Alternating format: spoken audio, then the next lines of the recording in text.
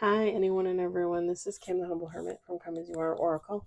I'm going to do collective oracle. Oh, no, I'm going to do a collective for today. Today is Saturday, March 21st, 2026. You may follow me on the Talk the Tube, my blog, or not. Totally up to you. Take what resonates, leave what doesn't. If it doesn't fit, don't make it fit. If some of it fits, God's kiss. We love that for you. Whatever doesn't, leave it on the table for someone else. We don't want you taking on energy that wasn't meant for you.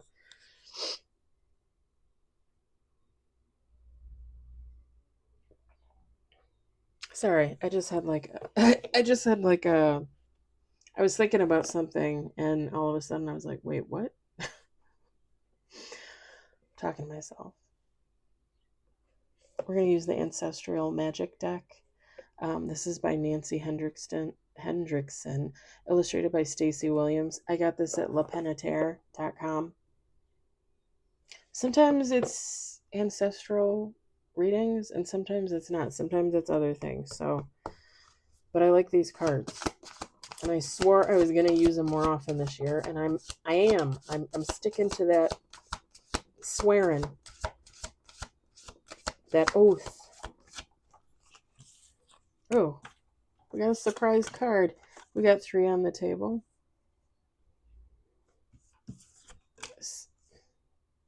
Somebody feels like a...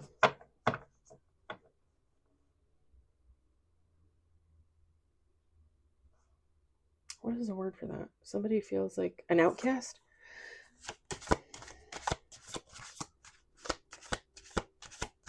Or maybe people look at someone as an outcast? Maybe both?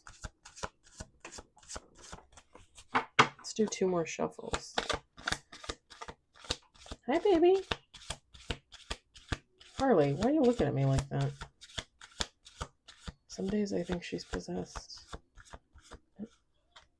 She just looked behind her when I said that. Hi. Okay. Give me another one, princess. Why are you looking behind you? Is Mrs. Pickles back there? She tilted her head when I said Mrs. Pickles. Now, usually Mrs. Pickles I just call Pickles. Right? Mrs. Pickles? We got 5 on the table with bottom of the deck. We've got Outlier, which is why I said Outcast. We've got Spells. We've got Healer. We've got Alchemy. And bottom of the deck, Seeker.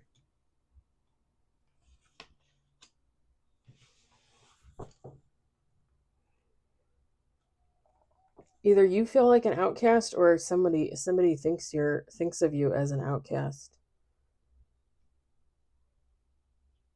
You know what's hilarious to me too is this card says Richmond and Von Boyle Comedy Company. You know what's funny is there's a town called Richmond, probably about half an hour, 45 minutes from here, north of here, like northeast, I think. Kind of like an old-timey kind of town. Like it still has like an old-timey kind of vibe to it, like a little town.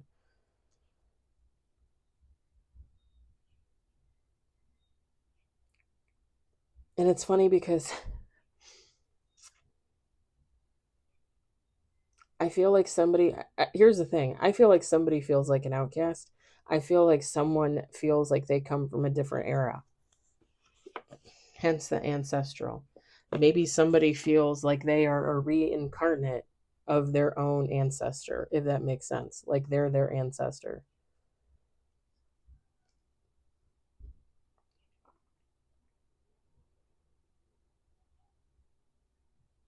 If this resonates for you, okay? Somebody's a healer. Somebody focuses on spell work, but alchemy, like positive healing, right? So probably more like... Okay, why did I hear recipes for disaster? Relief?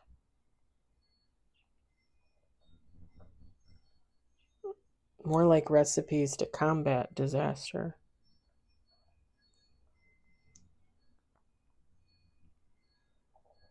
This is somebody, whoever this healer is, this is somebody that seeks justice in all things. The truth.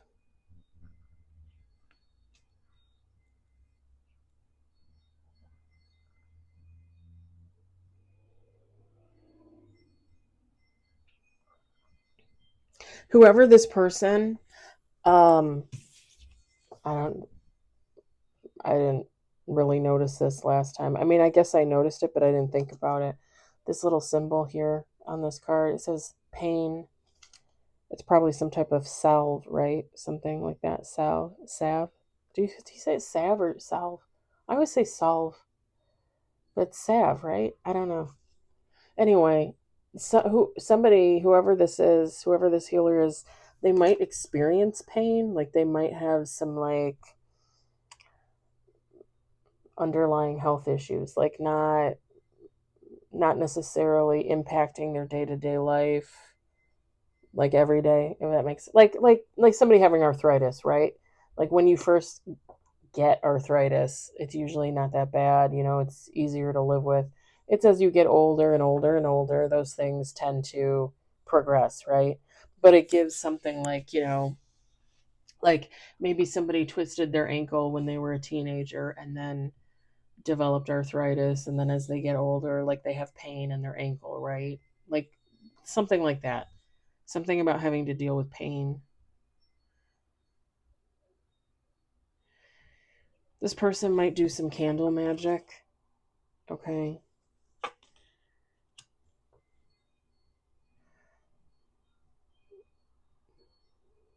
This person might be like what is it, an herbologist? An herbist? Like work with herbs and yeah. Maybe like working with herbs for like medicines, right? Salves, whatever, however you want to pronounce that, for pain. Um, uh, I was just gonna, aromatherapy also can be good too for people.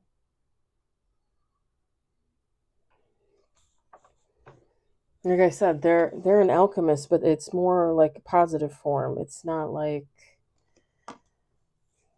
manifestations for evil. No, that's not it. Where do I get this stuff from? Past lives, I think.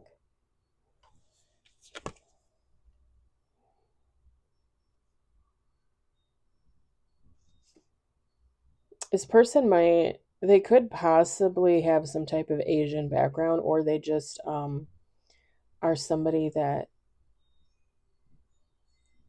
is interested in Asian culture. So, like Asian food, Asian way of dress, possibly living in Asia, China, Japan. I mean, I like Japan, right? I always wanted to visit. You know,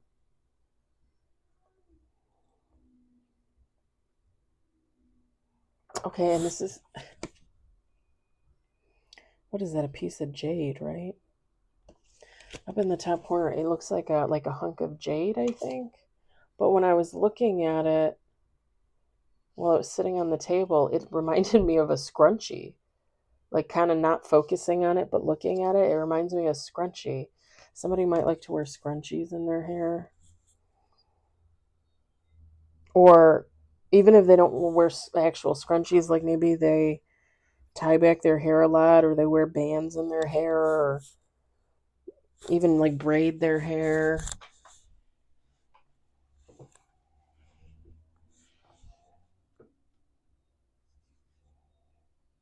Somebody might have used to collect postcards. I'm looking at this. It looks like almost looks like a postcard with a stamp on it. Or somebody, yeah, like somebody would get postcards from family or friends or something, and they would keep them. Somebody might see a lot of feathers as signs and synchronicities.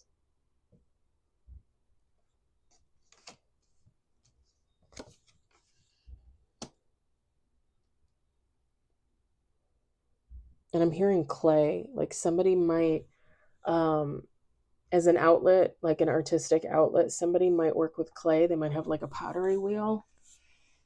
I always wanted to do that. But now with the cats, like I'd probably have to do it in the garage. Because I wouldn't want to get clay everywhere. I wouldn't want the cats eating that because they would probably eat it. Homer likes to eat fuzzies off the floor. How is he the healthiest cat of the three? He likes to eat fuzzies off the floor. And I see him do it almost every day.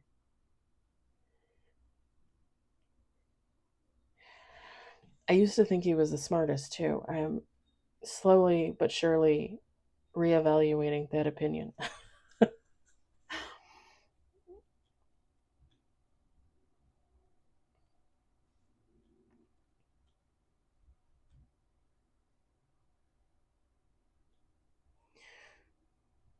And I'm seeing, I keep going back to it, the popcorn. I keep looking at the popcorn. Popcorn might be somebody's like favorite snack, favorite food, or it could just be whoever this is, they eat a lot of snacky foods and not really like meals. Everybody does their diet differently. But I mean, as long as you're tending to be more healthy rather than not, I don't really see any difference in eating like a full meal or just eating like, and everybody's metabolism runs different. That's the other thing. So to jumpstart your metabolism and keep it going and all that, everybody's a little bit different. Don't tell me that everybody's the same because they're not. If everybody was the same, everybody would have the same metabolism and they would all look the same, and that's just not the case. Um, but yeah, somebody might eat like smaller meals. So like if you're supposed to eat 3 meals a day, right? This would be somebody eating like 6 little micro meals, like 1/3 of a regular meal kind of thing.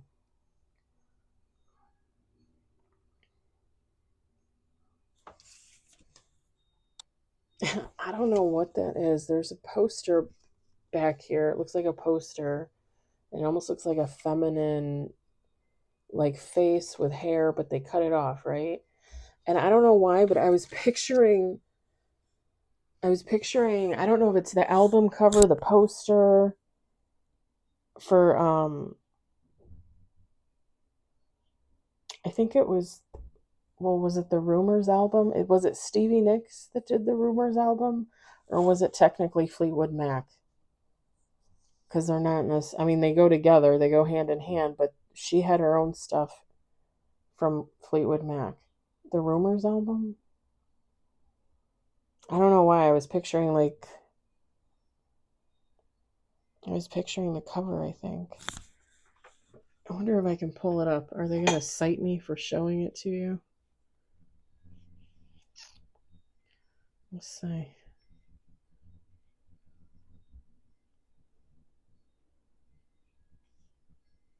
By Fleetwood Mac. Yeah.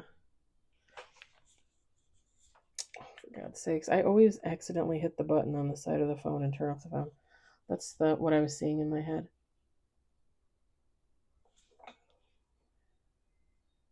Like dancing, I guess.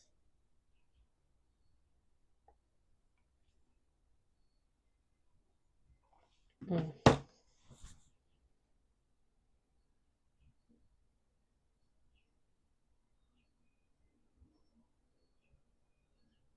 I also think that if people are looking at this person as an outcast, right? Forget about feeling like one. If people are looking at this healer as an outcast, they're seeing this healer as someone that does spells, as someone that does alchemy, as someone that seeks the truth. And there's conflict there. So it would be like, and this is just an example, right? But let's say I have 3 best friends, but they all secretly look at me as an outcast. They look at me as doing spell work, alchemy, and a seeker of the truth, but they don't look at that in a positive way. They look at it in a fearful way. because they're afraid for being seen for who and what they are. And that's not necessarily to say that like they're horrible people. It's just that they're afraid, like, and again, I'm just using this as an example, but let's say one of these three friends had um, an affair with a coworker, but nobody knows, like not even any of the other three friends. This would be like this person looking at me like, oh, like I know they're a healer. I know they work with spell work, and I know they do, witchcraft type stuff. I know they're always looking for the truth, manifesting for the truth. They probably know that I cheated with that coworker. It's like that kind of vibe, like people being fearful of what somebody knows, whether or not this person really knows anything at all.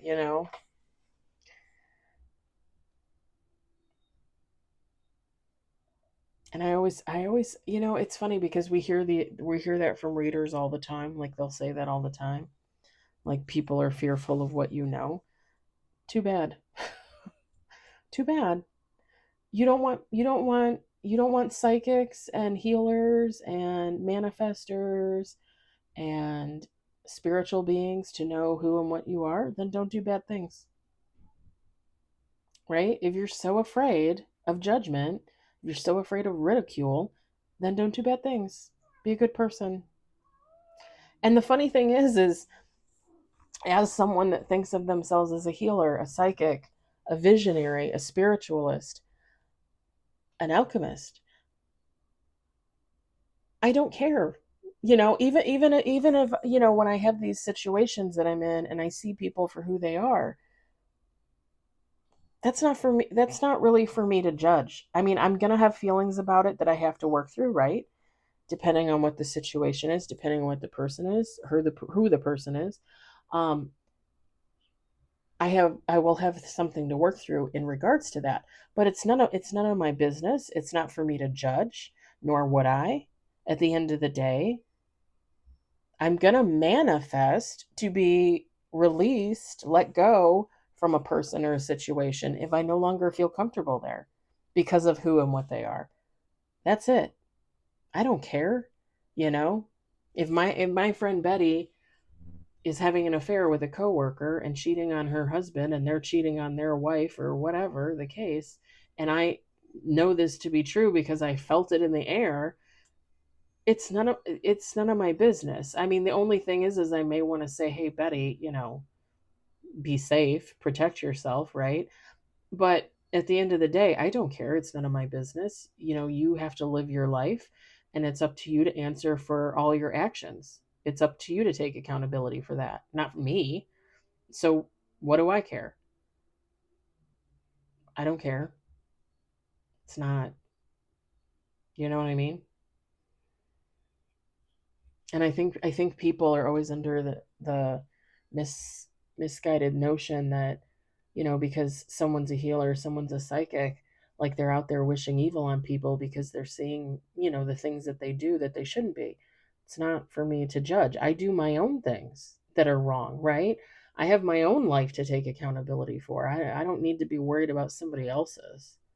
Who gives a shit? And that's not to say I don't love people and I don't care for them and I don't want the best for them. I do. But at the end of the day, I have to worry about me.